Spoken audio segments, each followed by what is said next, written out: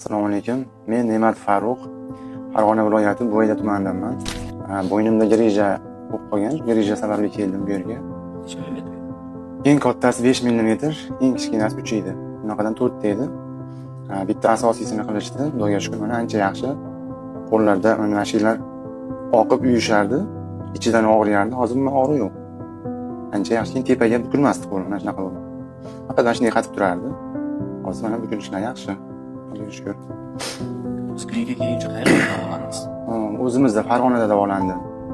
Keyin Andijonda davolandim, Toshkentda davolandim, Namanganda. Xullas bormagan joyim qolmadi, to'g'risi. Necha yil Necha yil olib yurdim. Operatsiya mumkin emas deyishdi. Yerdagi doktorlar. Mana bo'lar ekan, Xudoga shukr. Ancha yaxshiman, Xudoga shukr.